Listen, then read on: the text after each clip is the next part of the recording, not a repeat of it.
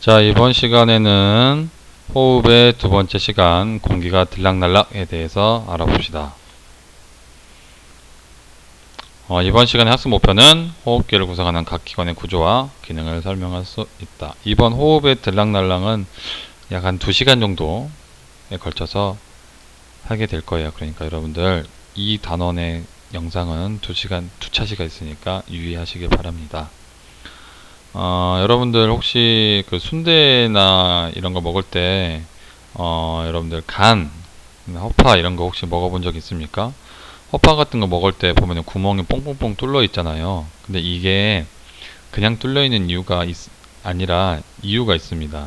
그게 이제 숨 쉬는 거와 관련이 있는데 과연 어떤 관련이 있는지에 대해서 한번 알아봅시다. 그래서 이거를 알기 위해서 간단한 이 영상을 좀 보고 봅시다.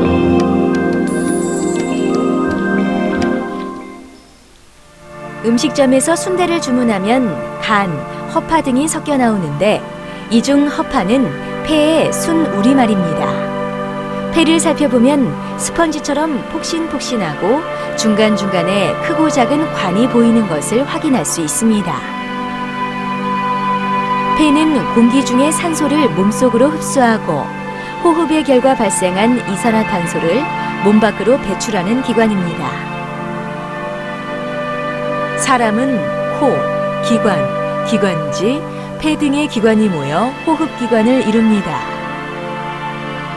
숨을 쉬면 외부의 공기가 코 속으로 들어오고 코 속을 지난 공기는 기관, 기관지를 거쳐 폐 속의 폐포까지 들어갑니다. 폐는 수많은 폐포로 이루어져 있어 공기와 접촉하는 면적이 매우 넓습니다. 폐포는 작은 공기주머니 모양으로 폐포의 표면은 모세혈관으로 둘러싸여 있으며 폐포와 모세혈관 사이에서 기체 교환이 일어납니다. 그런데 흡연을 하게 되면 담배 연기가 폐 속으로 들어와 폐포가 파괴되고 검게 변하게 됩니다. 반복적인 흡연은 폐암을 비롯한 각종 암과 질병을 유발합니다. 따라서 우리의 건강을 위해 흡연을 멀리해야 할 것입니다.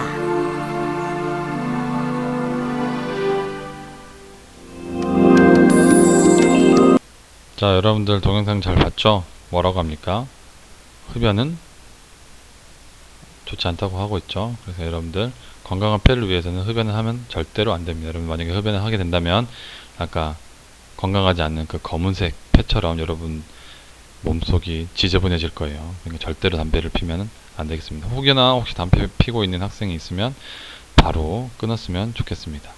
이어서 합시다. 그래서 이 호흡과 관련되어 있는 거는 여러분들 호흡계를 좀 알아야 하는데 호흡계라는 거는 산소를 받아들이고 이산화탄소를 내보내는 기능하는 기관계입니다.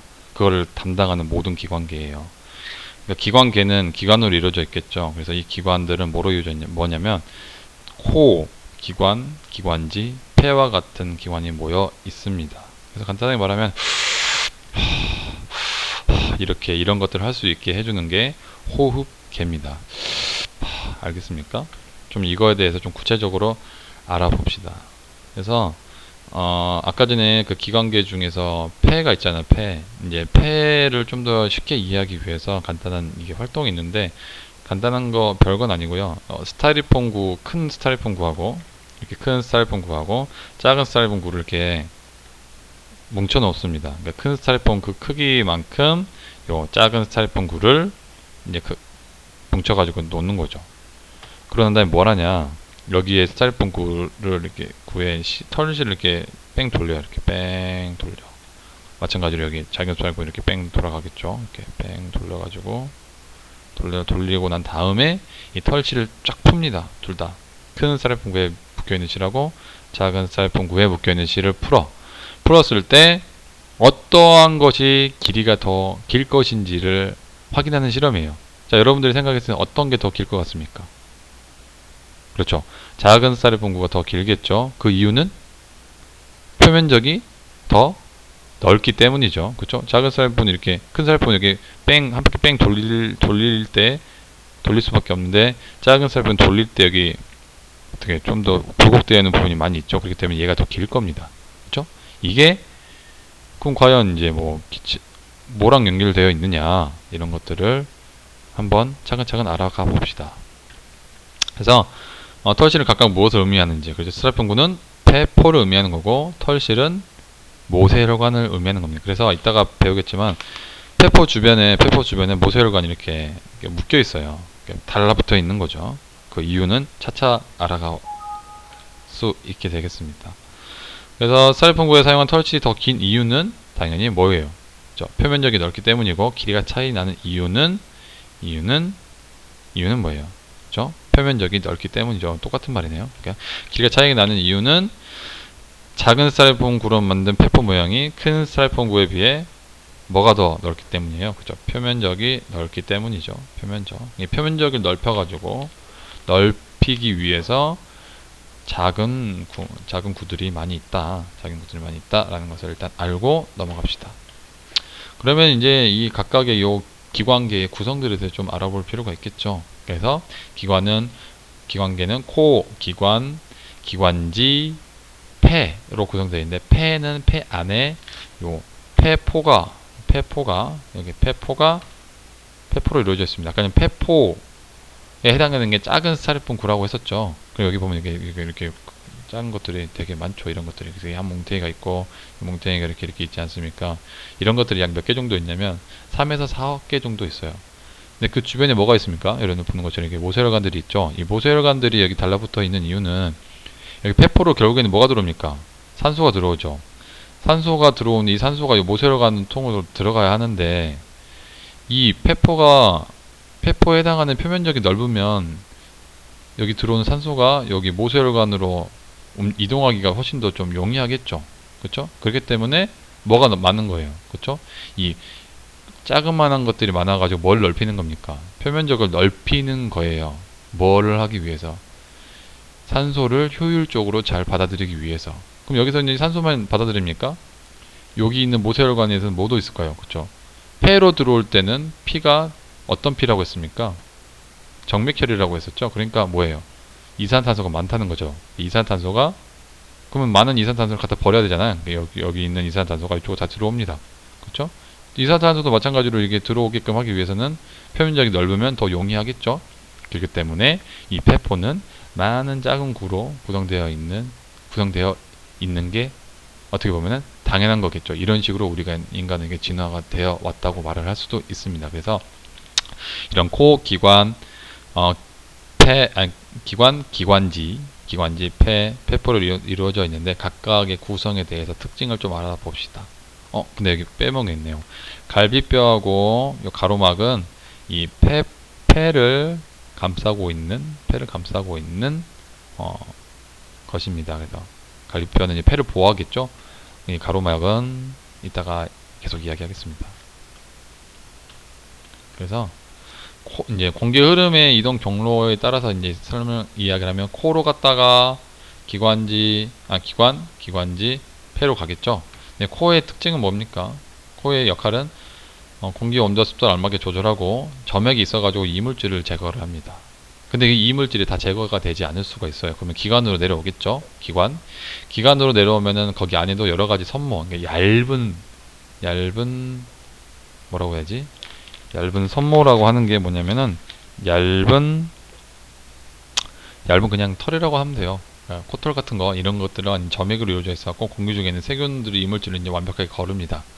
그러고 난 다음에 이제 기관지로 가서, 기관지는 이제 좌우에 폐로 들어가게끔 양쪽으로 두 개가 있는데 폐포와 연결되어 있습니다.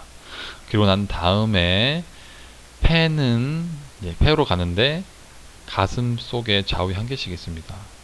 그리고 가로막과 갈비뼈로 둘러싸여 있어요. 그러니까 가로막과 갈비뼈 둘러싸여 있으면 이런 부피가 생기겠지. 이 부피를 뭐라고 하냐면 흉강이라고 합니다. 이따가 이야기하겠지만, 흉강, 가로막과 갈비뼈로 둘러싸여 있는 부피를 흉강이라고 합니다. 그래서 여기는 폐는 근육이 없고 작은 공기주머니는 요 폐포로 이루어져 있는데, 폐포가 몇 개라고요? 3에서 한 4억 개 정도 있다고 했습니다. 그 이유는 거기 있는 산소하고 이산탄소가 이동하는 것을 효과적으로 하기 위해서라고 했었죠. 자, 넘어갑시다. 그래서 이제 폐포에 대해서 좀 더 정확하게 이야기를 해보면, 폐포는 이렇게 생겼습니다. 폐포는 약간 조금 동그란 축구공처럼 생겼죠. 거기 주변에 뭐가 달라붙어 있어요? 이게 뭐라고 했어요? 모세혈관이 달라붙어 있습니다. 모세혈관을 둘러싸여 있으며 산소와 이산탄소 기체 교환이 일어나는데, 여기에는 상대적으로 산소가 많겠죠. 폐포 안에 들어있으면 산소가 많죠. 그럼 산소가 많으니까 결국에는 어디로 갈 겁니까? 그렇죠. 요 모세혈관 쪽으로 이동합니다. 그리고 이제 여기 모세혈관에는 뭐가 많아요? 폐로 들어오는 피는 이산탄소가 많으니까 이산탄소가 폐포로 들어가가지고 폐포에서 어디를 빼는가? 밖으로 이산탄소를 빼겠죠. 그렇죠? 산소가 이렇게 들어오면 이쪽으로 들어가고 이산탄소는 다시 나와가지고 밖으로 나가겠죠. 그렇죠? 이러한 역할을 하는 게 폐포입니다. 근데 이 폐포가 많으면 많을수록 좋겠죠. 그렇죠? 그래서 우리 맨 처음에 허파에 생길 수 있는 숨을 쉬는 것과 어떤 관련이 있을까에 대해서 궁금했었잖아요. 허파는 구멍들이 뽕뽕 많았죠. 그 이유는 뭘 하기 위해서요? 그렇죠. 숨을 쉴 때 기체 효율적으로 교환할 수 있게 하기 위해서 구멍들이 많이 있는 거라고 말할 수가 있겠죠. 그렇죠? 구멍이 100개 있는 거하고 500개 있는 거하고 어떨 때 훨씬 더 표면적이 넓은 거예요. 동일한 부피라고 했을 때. 그렇죠. 구멍이 100개 정도 있는 게 더 표면적이 넓어서 기체 교환하기가 훨씬 더 효과적이라는 것을 알 수가 있었죠. 그렇죠. 그렇기 때문에 기체를 효율적으로 교환할 수 있다라는 것을 알 수가 있게 되겠습니다. 그래서 오늘의 포인트는 호흡계하고 호흡계의 특성을 알면 되는데, 호흡계는 뭐가 있어요? 그렇죠. 코, 기관, 기관지, 폐. 그리고 호흡계의 특성, 뭐 코의 특성, 기관의 특성, 기관지의 특성, 폐의 특성. 여기서 가장 중요한 거는 이 폐의 특성이겠죠. 폐는 더 말하면 폐포로 구성되어 있는데, 폐포로 구성되어 있어야 하는 이유에 대해서, 그 이유가 중요해요. 이유. 그 이유가 뭐라고 했어요? 그쵸? 산소하고 이산탄소를 좀 효과적으로, 효율적으로 내보내기 위해서 라고 말을 했었죠. 자, 오늘도 고생하셨습니다.